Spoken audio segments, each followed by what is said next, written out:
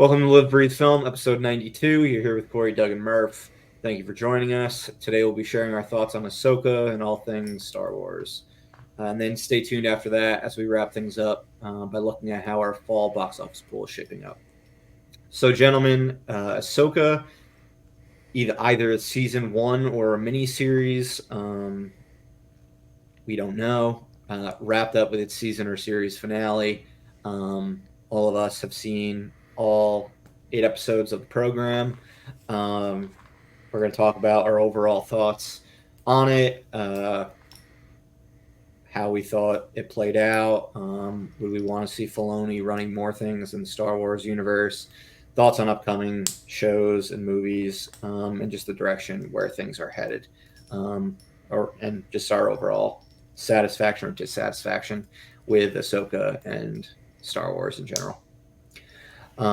Since it's been a while since we've talked about Star Wars as a whole, and Ahsoka is one where we all actually watched it at the same time and all finished the series right when the series ended. So here we go. All right. As far as the program went, what did you guys all think of it as a whole from a storytelling point of view? General thoughts from start to finish, any highlights, things you didn't enjoy, overall thoughts on how things wrapped up, and where you're hoping the Ahsoka world goes from here. For me, overall, I did enjoy it, especially going into it with really no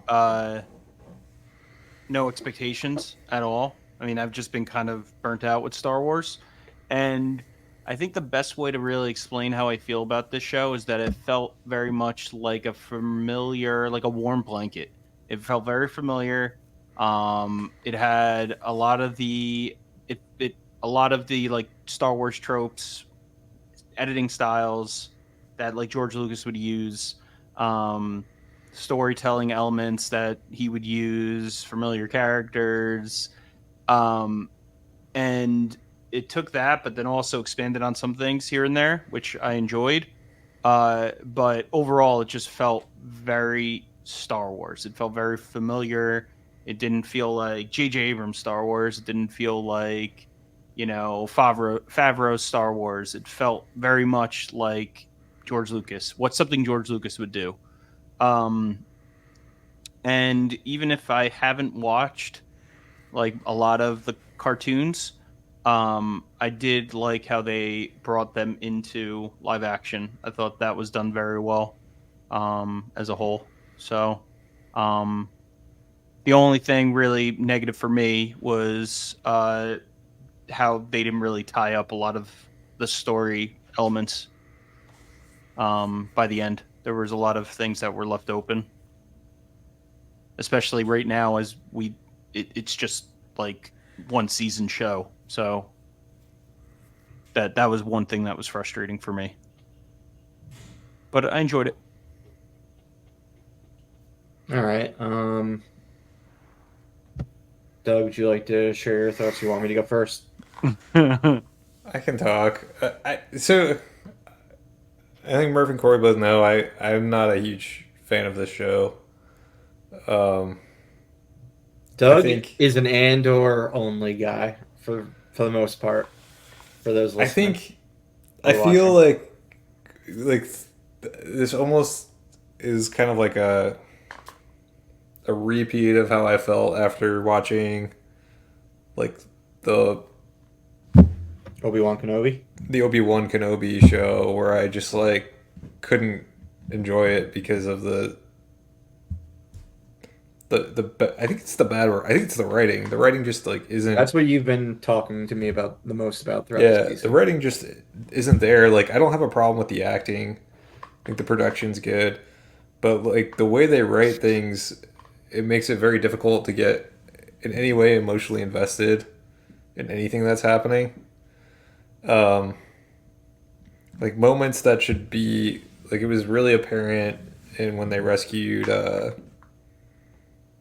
This is a spoiler talk, right? Yeah, Mhm. yeah. Everyone at this point Yep. should have. They rescued seen it. Ezra Bridger, right? And it Yep. was like been gone for 7 years, could have been dead.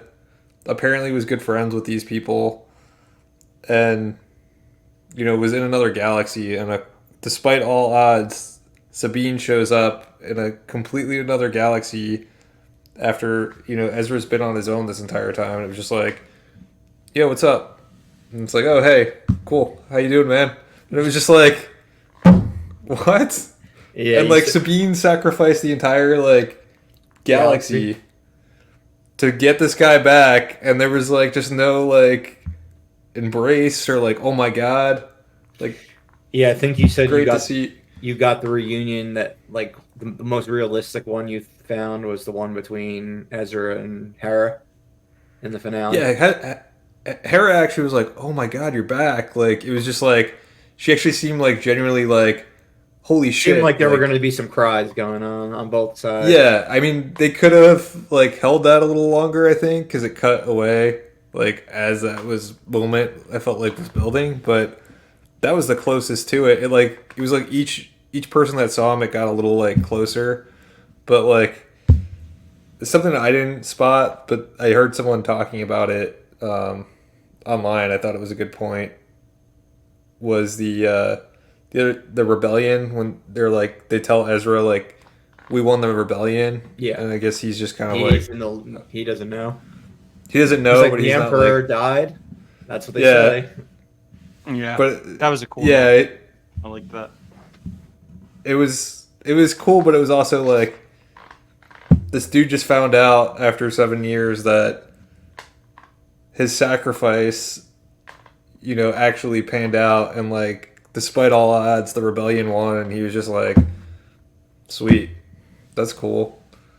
Like there was just no like if that was Andor, it would be like this big emotional like scene, like there'd be emotion behind it, and like you would think there would be some emotion there between the character where you could kind of feel like, oh wow, like this thing that this guy's fought for this entire time, he just found out like it happened, it came true, and it's just like breezed over. It's just I don't know. I think back to like Andor, which to me is a far superior show, and like the prison scene where Andy Serkis. Like, and they have that prison uprising, and they all get out. Like, there was just so much emotion One way behind out. that. One way out. Yeah, or like the rebellion at the last episode, where like they finally rise up against the Empire. Like, those were just like such emotional scenes, and it just like this show just kind of felt devoid of all of that. And it's the writing. It's because I think that the guy that plays Ezra Bridger, like I like him. He was very good. Yeah, he got better, and like the more screen time he got throughout the season. Yeah, I mean the like I only used the Force and just like pushing people around I thought was kind of weird, just to have him then like Then build using a lightsaber in the next episode. Yeah, that was like okay. Yeah. So, some people are like, oh, he might not have wanted to take Sabine's lightsaber, or like take back his old one, like. But they just like it forces you to like come up with these excuses instead of being like I should be able to understand what the character's motivations are here. Uh-huh. And it's just a writing thing. I think, and I do agree with you, the writing is an issue, and it was an issue with Obi-Wan to an extent too. And I think a lot of the problem is these shows are conceived as movies first. They're not conceived as shows. I think some of them are. I don't think this was necessarily conceived as a movie. We know Obi-Wan was, and we know Boba Fett was supposed to have a movie, which then seemed to have gotten repurposed into Mandalorian, based on Favreau having interest in that, like a character from Mandalore. Mm-hmm. I never got the impression of Ahsoka was supposed to be a movie first. I think it could have been a movie first based on the amount of stuff that occurred in the season. Mm-hmm. I mean, let's face it, all that happens in the season is a very basic summary of the season is, we need to get we need to stop the bad guys from getting to Thrawn, or we need to save Ezra. Which is it going to be? Sabine ultimately goes, finds Ezra, Ahsoka follows. Bad guys end up getting back to the galaxy with Ezra, and everyone else that went to that other galaxy is stuck on it. It could have been a movie. Did you guys think? On the limited amount of plot? I mean, did you guys find Thrawn to be intimidating at all? Like, as far as a big bad for a movie? Like, are you excited to see this character and like how smart he is? Apparently, I mean, I am, just because he's a bad guy, than what you would normally see in Star Wars. And so far I think she's well. And we really haven't seen much of him as far as live action goes, but it's a different type of villain. He's not force sensitive. He doesn't have, he's just intelligent. Yeah, I mean, I found the actor charismatic enough, or powerful enough with his voice. He's got an interesting look. Do I think he's like the coolest villain in the world? No, certainly not. I thought Kylo Ren was a cooler villain, or obviously Darth Vader or the Emperor at his peak, not like certain entries of the series. Yeah, I mean, I get that he's not a power villain, and so he's not going to show intimidation. But yeah. He's no Darth. Like he doesn't have the look of Darth Maul. Everyone was hyped about that in 1999. But it felt a lot like they were trying to show oh, look how smart he is. But and then they had him send these things out, and then they'd get destroyed. Ahsoka and Ezra would immediately get past it all. Yeah, he didn't come across as a genius. I mean, they were saved by plot armor. Yes, yeah. But it was every time he sent something, it just got destroyed, and he was like, "Oh, that's okay. I got this other thing." And then he had it's destroyed. He had planned BC, D, E, F, but they all sucked. They none of them worked. So it ultimately worked. They got off the planet, and the others were. But Ezra got out because that fucking the slowest moving ship in the world. It was just boop boop boop boop, and then Sabine all of a sudden now can throw people. Yeah, she just learned how to pull a lightsaber 3 minutes beforehand, but now she can toss people across large gaps. That episode was my favorite episode. Was the Anakin episode, and it was only the half of the episode that was Ahsoka and Anakin, not the half that was just Hera being "Oh, let's try to find her," and "Oh, I can hear her through the waves." Oh yeah. I was trying to think. I'm what was she up to in that episode? It was her and her son. And they were just trying to find Ahsoka, Mandalorian and stuff. But we all knew where she was, so there's no actually suspense there. State. Yeah, there's no drama when we know where she is. All right, so you've criticized the writing. So when Star Wars music is good. When Star Wars went to TV, my beef was, I had beef almost immediately with the writing in Mandalorian. Do you think at the time? Have you watched Mandalorian season 3, or have you stopped the show? I got pretty far through it, and then it got to a point where I was just I can't watch this show anymore. Okay. In retrospect, do you think you were just forgiving because of when it originally aired? I know season 1 was before the pandemic. Season 2 was, and Boba Fett were during it. I mean, I think we're all in agreement Boba Fett sucked. Boba Fett wasn't good. But do you think you were more forgiving with the show at the time because it was the first one, and it was before Andor when you really saw how high the quality could be for a Star Wars television show? It wasn't Andor that did it. I think what I was forgiving is it was more of it wasn't an overly ambitious show when it started. It was just kind of I've story got of this the week. cute little baby Yoda and I need to protect it, and that was it. And I'm okay with that. It seems like to me when they try to go with these like ambitious plots that they're just like there's more storytelling than I think they realize that needs to happen in order for me to like get invested in these bigger plots. And that's where I get frustrated because I'm just like I don't care about any of this. Whereas like the simple like can Mandalorian save Baby Yoda this week? Like I can that's fine. I can do that all day. Do you like Star Wars, Doug? Um It's like a point blank question. yeah, there's some Star Wars that I've enjoyed. There's some Star Wars that I haven't. I think Because I think like we're probably all different level of Star Wars fans yeah. in this group. Yeah, Probably, and I I'd say think that's Corey's right. probably the deepest, like then me, then you, Doug. Yeah, and I Yeah. think like especially with Ahsoka, there was, and I was definitely aware of this, and it still got me, which I thought was pretty interesting. There were times in this show where it was blatantly trying to grasp at like your nostalgia as a fan, and I didn't think it was going to be able to successfully do that with me, especially because I was consciously knew it was going to be there, but it did in a lot of these situations, and I thought that was fun, like to have like that moment of nostalgia that you get from these shows, Some and these.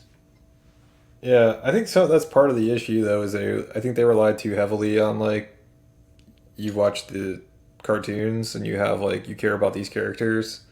We're like I didn't watch the cartoons and so I don't think you did either, Murph. No, Um no, but well, They like did for a me good I was job. just like I don't really I'm not invested in these characters, so I need you to get me invested in these characters.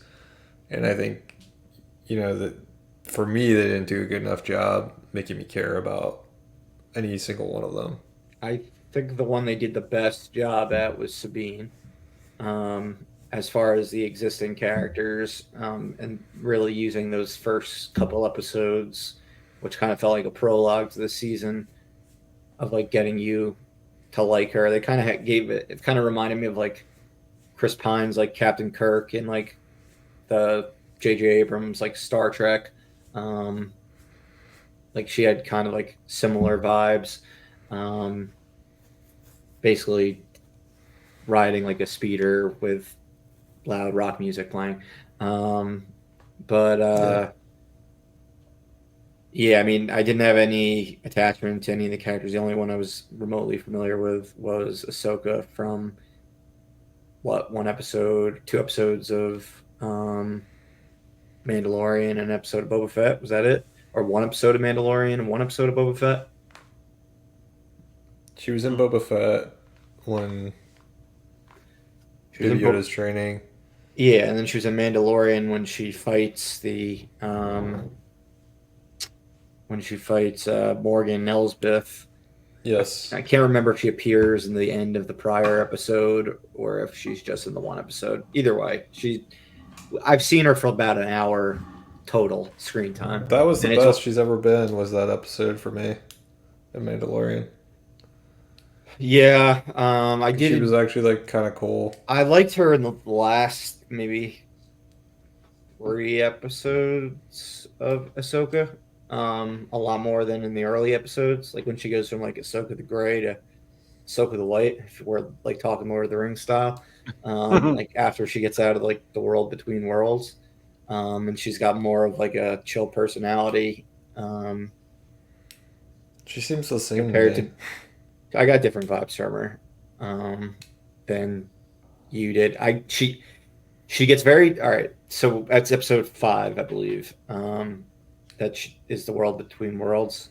When Yeah, when she immediately returns, she seems chill. Episode 6, she's only in the cold open, and she seems like her morose self again.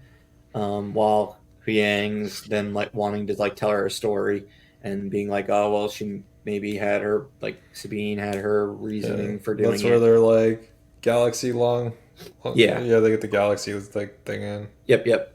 So then, okay, so it was the final two episodes. I thought when she like connects with Ezra, like she's like super like positive and like laughing and stuff like that, and was much more relaxed. Wasn't giving Sabine shit like she had been for much of the first half of the season, um, and was different. I found her to be a little different. Not like didn't do like a complete like about face and be like entirely new character, but I thought she was more lighthearted and cool and badass um, than she was earlier in the season, where it was kind of like, okay, she's kind of a drag. She just like talks super slow, and like I'm just like, give me more time with Sabine or with like Ray Stevenson's She character. just stands Dylan like Skull. this the entire Yeah, time. exactly. Um, I think they did probably the best job with the new characters that nobody had ever seen in a cartoon. Yeah. With Balin and Shin, they were interesting. Master and apprentice had an interesting master and apprentice dynamic. Um, Granted, I was like infuriated about how little they did in the finale, and like that was the one area where I thought like I didn't think you needed to watch Clone Wars or Rebels the way you did, as far as like in caring as much as the characters, or like Corey's made pointed out things that he thought was really cool because he was aware of them prior. I had no like the sword of which wasn't the one sword Towson. finale, the sword of Sort of Talon. Towson. I didn't know anything about it. I'm like, whatever. It's a sword that looks cool. Like I don't need to know its full backstory. They're clearly making the impression that it's a cool sword. Whatever. That works fine for me. Uh, Obviously, if you had watched Clone Wars or Rebels, you would know more about it and it would have more of an impact. But it was fine. It was fine enough for me, based on how the characters react to these things. And same with like a lot of the character interactions. I thought they did fine with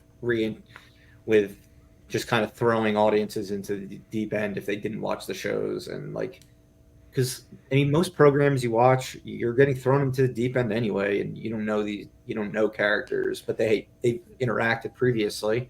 Like you go with Yeah, the flow.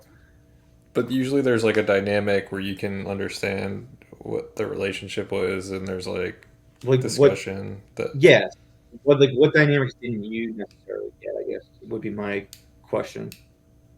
I don't really understand how any of these characters like what their relationship is and like why they care about each other and why they want to be a team together. Like I don't really understand their. It doesn't feel like they were ever a team or that they ever did anything together. It's like I don't know. It's just like a weird feeling watching this. It just feels like I don't know. You would think there would be like there'd be like real camaraderie among these people, and it just feels like it feels very empty to me. Well, I mean, especially for the first half of the show, they're still dealing with this loss of their friend that they don't know if he's dead. They know he's lost. Their But it friendships doesn't are seem to matter fractured. when they find him. They I find him and they're just mean, like, "Oh, hey, man, I long think, time. well, with Sabine, Fancy seeing you here and this with the little turtle people." No, they're like, let's just have a cool like let's a chill reunion. Like, Yeah, all right, I all mean, right, all right. the only, yeah. And he's like, "Well, how'd you get here?" Like, and she's like, "Ah, don't worry about it. Yeah, We'll talk about it later." that was annoying. How they kept brushing off like any question he had. It was like, okay, let's change the subject.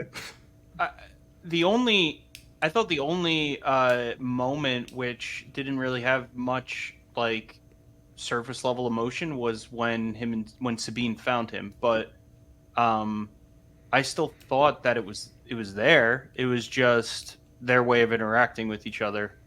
Um, Especially that conversation that they had where they were talking about things that have happened and like the comment about the emperor. Um, like I thought that was a really cool way to kind of poke fun at what has happened in the later movies. Like, because you're also thinking about, like, how are these people um like how are these people, dealing with, the emperor being dead? Like, and Ezra obviously doesn't know. But what is his reaction going to be? Like, is he thinking about, like, he knows that there's been the rebellion was successful, um, but, like, what's the first thing that he's going to think of? Is the emperor still alive? And everyone's just like, maybe he's dead, maybe he's not. So I thought that was cool. Yeah, I mean, I thought the show did a very solid job with all the different master apprentice relationships, whether it was Ahsoka and Sabine, Anakin and Ahsoka, Balin and Shin.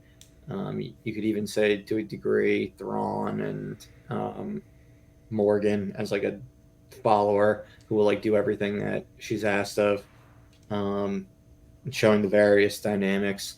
Um, And then also another good thing was how it did a good job with like how playing things in more of like a gray area where not everything is like good and just straight good and bad, like light side, dark side. Um, like it seemed like the characters all lived in shades of gray and didn't necessarily do always what you'd expect from a good guy to do or a bad guy to do. We didn't find out all the character motivations of characters, which is what annoyed me by the end of the season. And the only thing that I feel like they were fucked up for non-audiences of Clone Wars and Rebels was that last scene with Ray Stevenson, where he's standing on the one mountaintop shaped like a person. Um, like what, like that didn't hit. I had no idea what was going on. Yeah, But no. to people who watch Clone Wars, that's like a big moment. Yeah.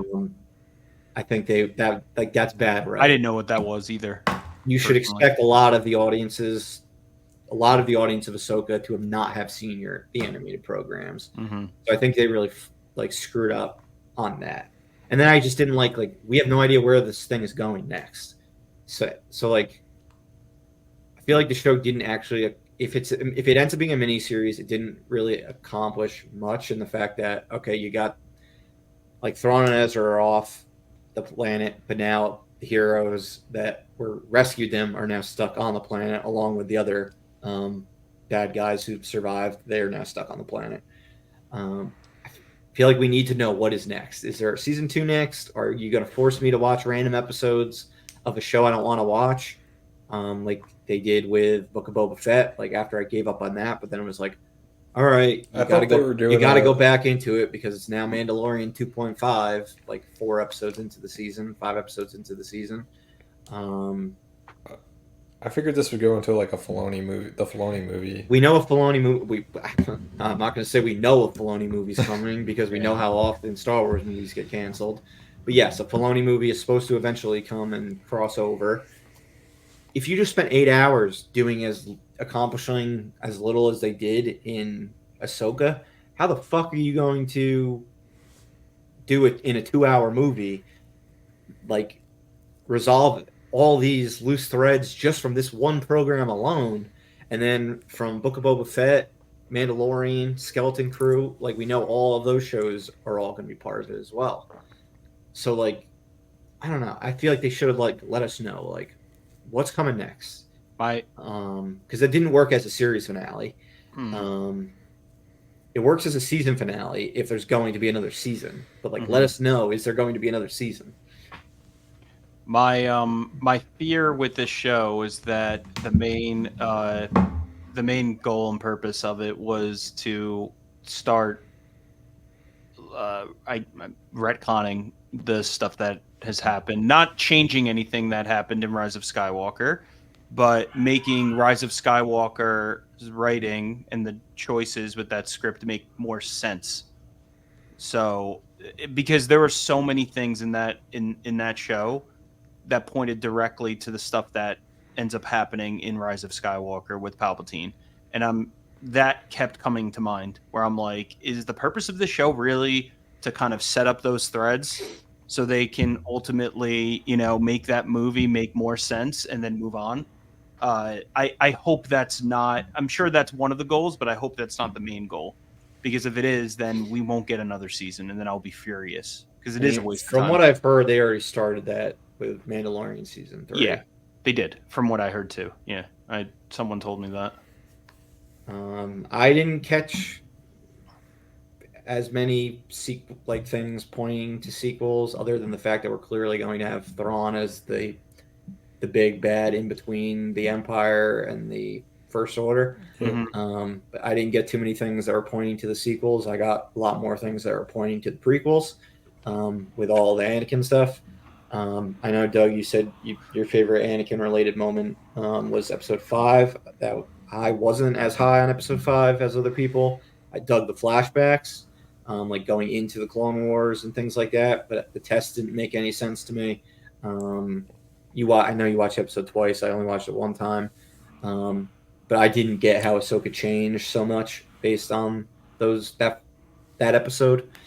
I thought Anakin's best appearance, his best appearance for me was him appearing as a Force ghost at the end, and did Ahsoka and Sabine. Sabine definitely didn't see him, but she had some sort of a feeling like she clearly is connecting more to the Force ever since she found Ezra, because that was like blocking so much of her. Like so much of her thoughts were consumed on like rescuing her friend. Once she rescued him, that's when she was suddenly able to do all these things. She's like level headed now. And then did Ahsoka see him? I'm not 100. I assume she saw him and just didn't talk to him. But it's possible she just had that feeling too, and or had more of an understanding of what that feeling meant. Mm-hmm. And then I also really liked the scene where Ahsoka's training, and she's watching the videos of Anakin having film training sessions. I liked those two things more than I actually liked the episode where Hayden Christensen was in much of it.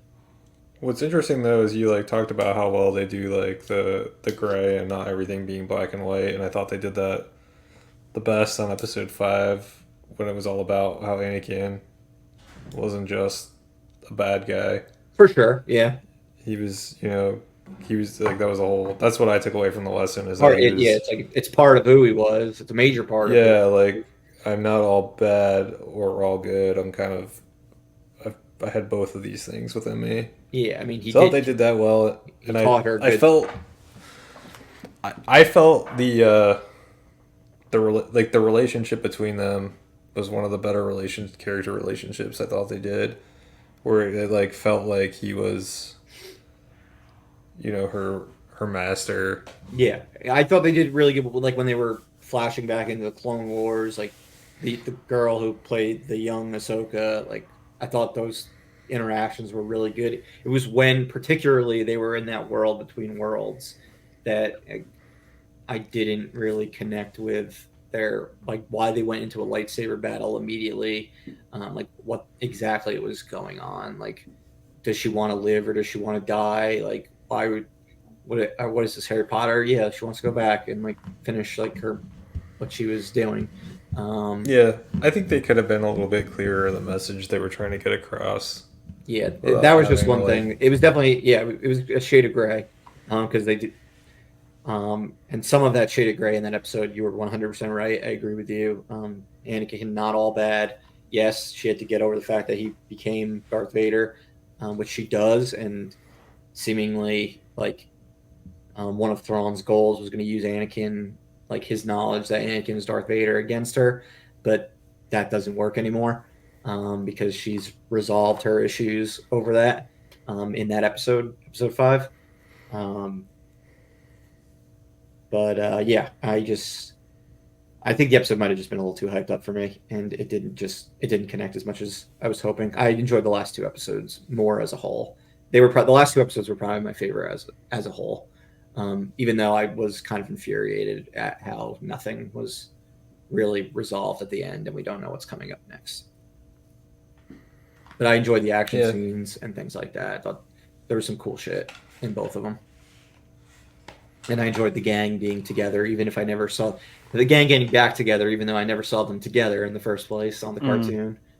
Yeah, that's a I win. thought the interplay between them was fun in the various fight scenes and whatnot, whether it was lightsaber battles or on ships or anything. Well, they're really delaying I guess the full gang getting back together because Hera Yes. wasn't a part of the group. And apparently there's another character from Rebels who they mentioned. Zeb or something. Yeah. Zeb. Zeb was one. Yeah, we saw him in something in one of the shows. Oh, we did. He popped up.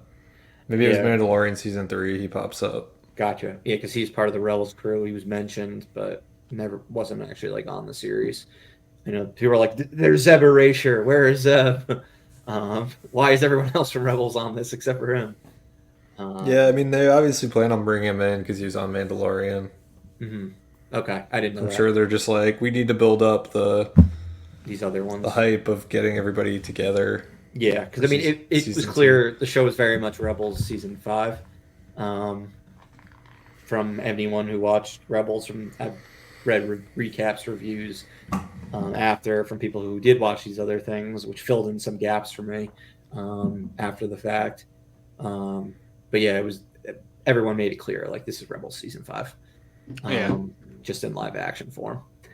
Another thing I liked was C-3PO popping up and using him as like a conduit to not bring back a CGI Carrie Fisher. Yeah, exactly. A virtual General Leia or Senator Leia. I forget which one she is at that point in time. Yeah, it's not Andor, but it's my second favorite. It's 100% my second favorite of any of the Star Wars shows so far. Obi-Wan Kenobi was my blanket my blanket of nostalgia, where I was very forgiving about the fact that this was a 2-hour movie stretched out into 6 hours, and it was completely getting me on nostalgia. But I had no nostalgia to this, and I just generally enjoyed the story it told more than I enjoyed the stories that Jon Favreau has told on Mandalorian and the Book of Boba Fett. But again, Andor, much higher, telling the best story, which should be no surprise since it has a Oscar-nominated screenwriter running the show and somebody who's directed very good films. So I guess that brings me to... Yeah. Andor's been the only one that, like, the Empire has been like, oh shit, like, these guys are fucking serious. Like, we need to be scared of the Empire. Everywhere else, they're just kind of like these, like, bumbling idiots. Yeah, I mean, it was probably the best example of the Empire since Empire Strikes Back. As, like, a scary force to be reckoned with. It definitely was. I mean, again, you're not really dealing with the Empire so much in this post-Mandoverse. You're just dealing with little sects of like Empire sympathizers that are like trying to bring it back. Mm-hmm. They clearly don't have the ability to do it, but you can tell that the New Republic also is full of incompetence and cockiness and has clearly has Empire sympathizers on the inside, which Ahsoka I thought did a good job of showing and making it probably a little too obvious, and people should be looking into certain people, being like, "You seem a little suspect." Yeah. But again, these take place at a different time than Andor, so like Andor's taking place before the original trilogy, like, and then 5 years before the original trilogy, and this is taking place 5 to 10 years after the original trilogy. So it's like a different group is on top, and like the threat is different. But yeah, I don't find Thrawn as threatening as like Darth Vader or the Emperor, and like the Empire as they or when they were on top of the world in Mhm. Andor and or Revenge of the Sith, or when they're getting that power, um, or in I guess Rogue One, or yeah, Rogue One or Andor. Yeah. Yeah. The one thing that I really liked with this show is that it continues to expand on, like the Star Wars mythology, a lot of the stuff that you haven't necessarily seen in the movies. Like you mentioned the sword and just like the other things that exist in that galaxy that are powerful that are not Jedi or, Sith. So I liked that, and also driving home that not lightsaber isn't the strongest weapon in that universe, not necessarily. Yeah, and bringing in witches and other things, like it's not just Jedi and Sith. Like Yeah, there's plenty of other like magic and yeah, interesting things in this galaxy that we're to see in the future.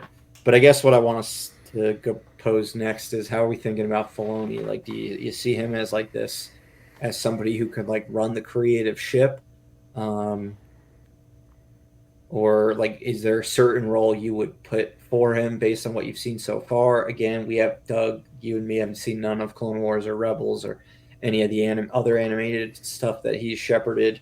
We've just seen what he's done on the live action side. Corey's seen a little bit of the animated world, but like, where's your faith in him in comparison to like John Favreau? And like, what would you do you think, where do you think his role should lie in the future of Star Wars?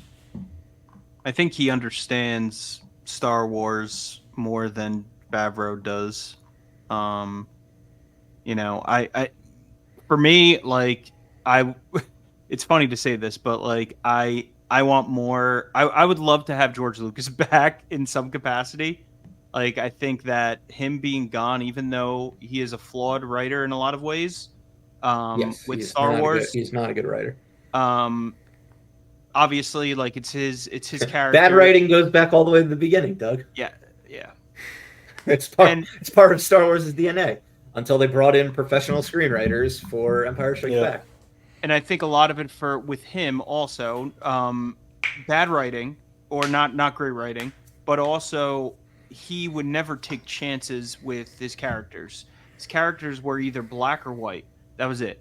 So they're all, Yeah. they're Good you guys have the green lightsabers or blue lightsabers. Bad guys have red.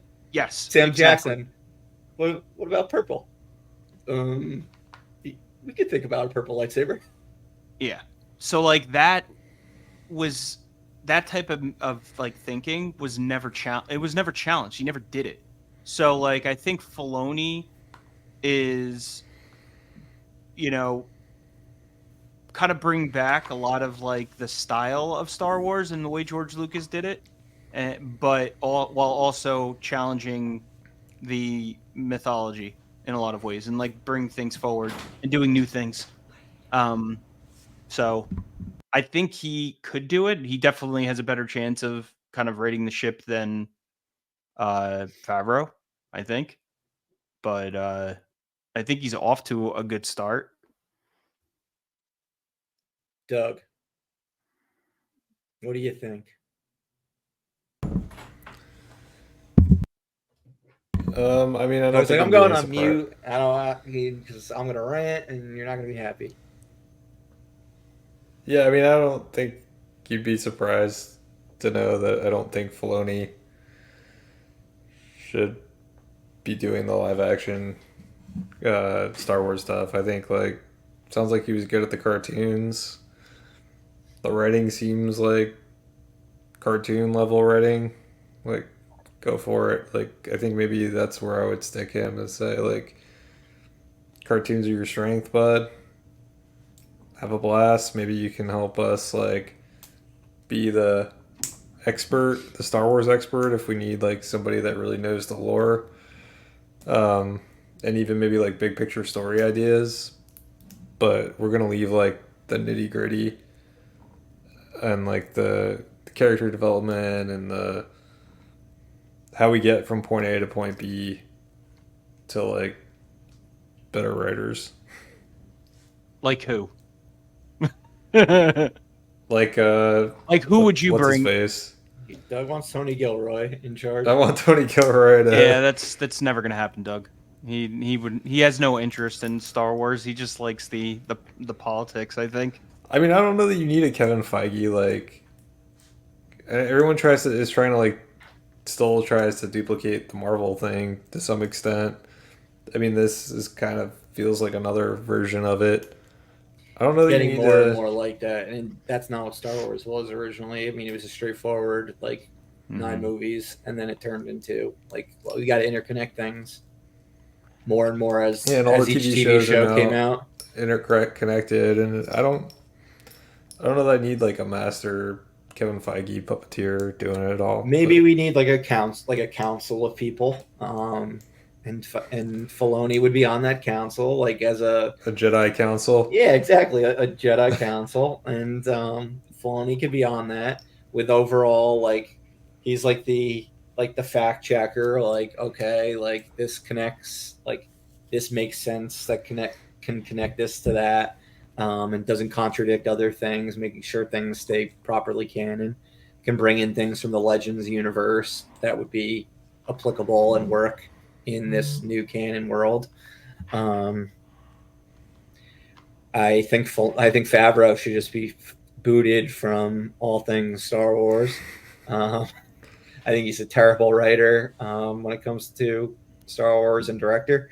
Um, Granted, he's had the most success. It just go which, hey, anyone who enjoys Mandalorian, more power to them, and enjoys Book of Boba Fett. I got to the point where I was like, all right, maybe not every Star Wars project's going to be for me. I'll pick and choose. That's what made me slow to get to Andor eventually. And now I'm kind of on the, all right, I'm going to give everything a shot again. I think I'm going to watch all the things that they've got upcoming outside of what I'm assuming is going to be a Mandalorian season 4. That hasn't officially been announced yet either. I just have to assume it's coming. But or yeah, just his work in general, I just won't give a chance because he's just not making the type of Star Wars that I'm interested in at all. Yeah, maybe it's just there's different Star Wars for different folks, and I'm just gonna like exactly give me the Andor stuff, and you guys, if you like the Filoni stuff, you can watch the Filoni stuff, and then there's the people that like the Favreau stuff, and I can tell I don't like the Filoni stuff enough where I would go and watch the cartoons. It's fair. Like it seems like it would get too deep for me, and too wacky. But it worked in an 8-episode limited series or season 1, with these live action characters. But all right, I guess as one last thing about Ahsoka, and then we'll just talk very briefly about the upcoming projects and if you're looking forward to them or not, is where would you rank Ahsoka among the shows that we've gotten so far on Disney Plus? Live action only.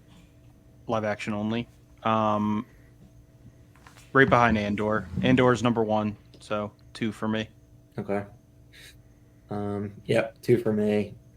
And then you get into Obi-Wan, and then Mandalorian and Book of Boba Fett. Similar rankings overall, Corey, I would imagine. Yeah. Doug, how about yourself? Andor obviously is number 1. Season 1 over Andor. Or not over Andor. Andor obviously Andor's 1. Yep. And then you just like go way down here, and then it's Mando probably season 1. I guess Ahsoka by default, and then like Mando season 2. What happened to Mando season? No, I didn't like Mando season 2. Yeah. So yeah, Ahsoka, Mando season 2.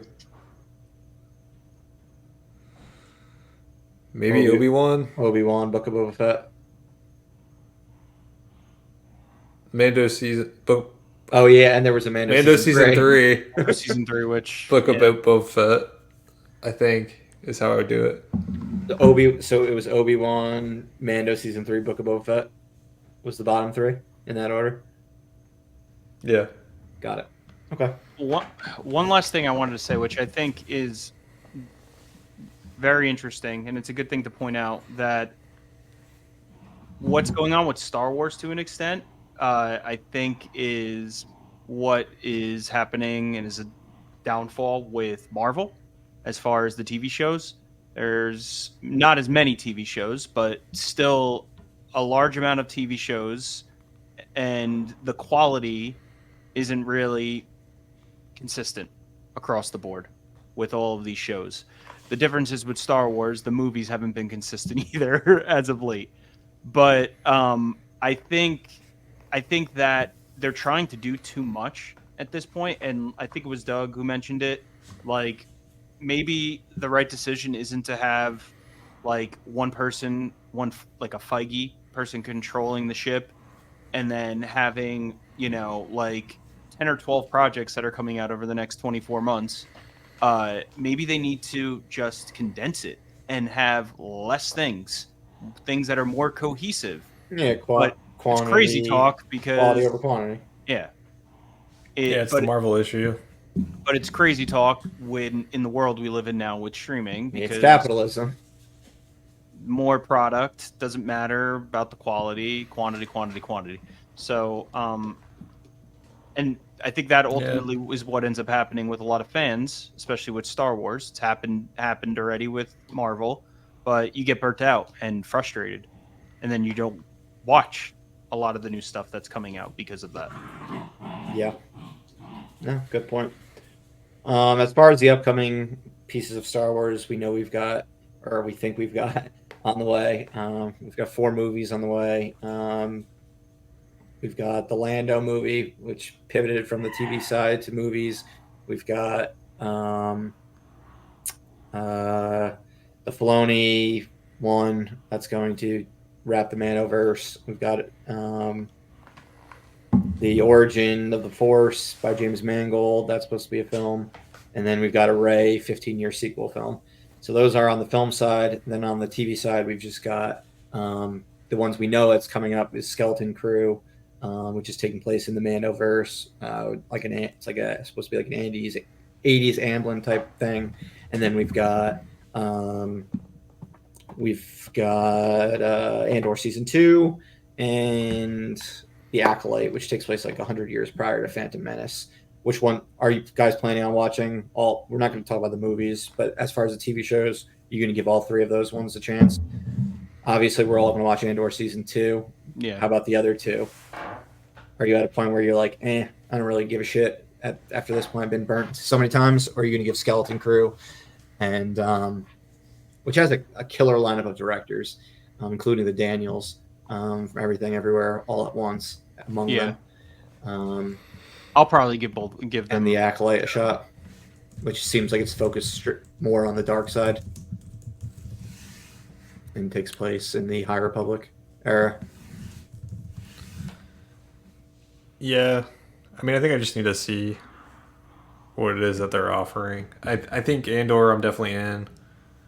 Skeleton Crew sounds interesting based on the direction. I don't know who's steering this ship. Just each director. The creator of I don't really know enough about the creator of the last project. I guess the director what exactly it's gonna. The director of the last Spider-Man trilogy is steering the ship.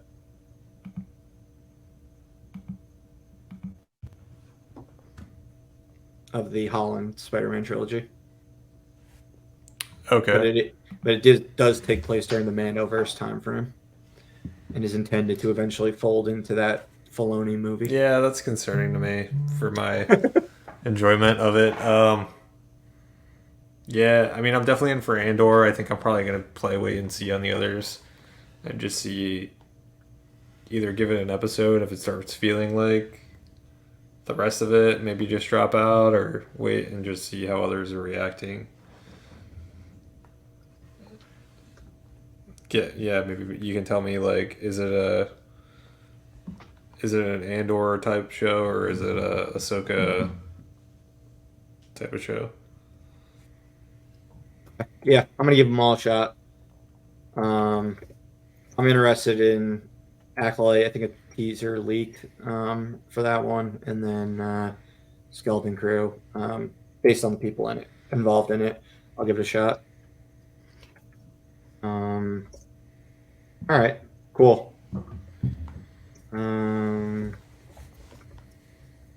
Sorry, 1 second. All right, and then that's it then for as far as Ahsoka and Star Wars. That's all we've got for today regarding that topic. Thank you again for listening. Please follow us on Instagram, Facebook, and X. I've changed it from saying Twitter to saying X. Now it's official. Got to get used to that. Yeah, it's official now.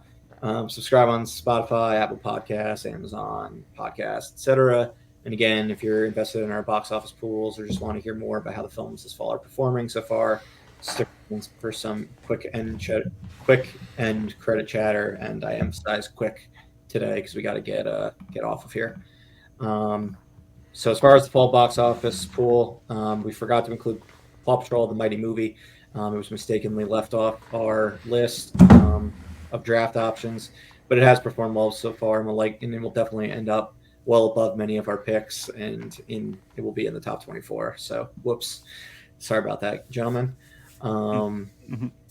Taylor Swift Eras Tour that comes out this week. There was another movie that was also supposed to come out that day, the Persian version, which also pushed back its release date from 10/13. I was going to have a New York, LA run then, but it pushed back to the following week due to lack of theaters, which is crazy to think. And the Eras Tour is now opening worldwide. Pre-sales are above Spider-Man, No Way Home, and some other ones. So it's going to be interesting to see how that performs this coming weekend. Again, not in our pool because it was announced the day after we did our draft. Another movie that will not be in our draft, that was not in our draft, that was announced, but will likely make the top 24 is Renaissance, a film by Beyonce. That's AMC's next major get in distributing their own films, and it's opening on December 1st, and specifically distributing concert films. Similar to the Eras Tour, it's going to be playing Thursdays through Sundays for at least 4 weeks.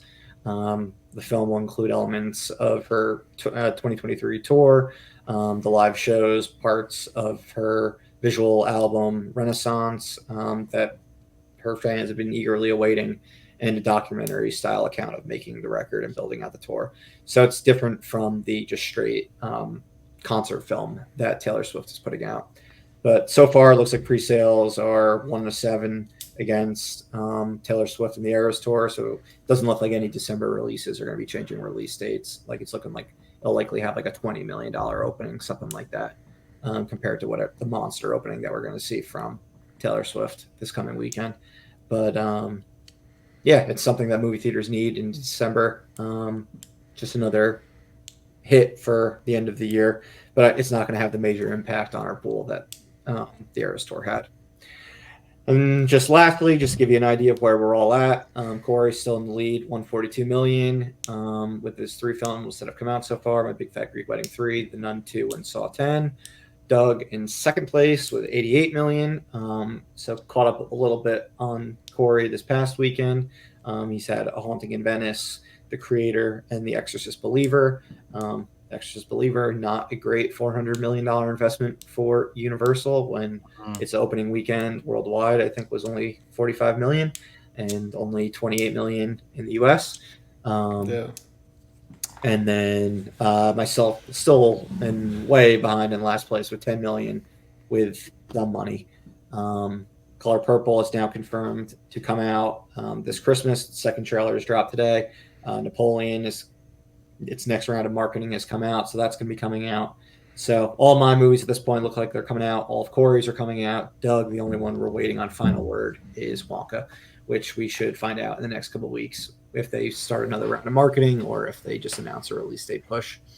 But yeah, right now it's 8 movies to my 7 movies. And Corey has a nice lead based on horror. You guys have both gone big on horror, and it's working out for both of you. Anything else? No, other than like I think if Wonka gets pushed, I might be dead on arrival. You still have You, Aquaman. you Doug. still have Aquaman. You still got Trolls and Wish. I wouldn't say you're dead in the water, but Wonka would be huge for you. Yeah, Dear, we Dear, really need Wonka. Dear David's a horror movie that I'm not expecting to make any money at all, which is your only other film. And yeah, Corey's got his last two like big ones coming up, and then a lot of independent movies. And I really got my whole lineup still, but I only expect 4 of them to actually make money. One I'm expecting to bomb, one I'm expecting not much from. So we shall see. Doug will be taking a little sabbatical for the next few weeks, so we won't be back until November. So by the time we come back, we'll be able to talk about Killers of the Flower Moon's box office and the Marvel's box office. But yeah, Yep. that's it for now. We'll see how things shake up after those movies come out. But as always, this has been Corey, Doug, and Murph at Live Read Film. See you again next time, film fans. Bye.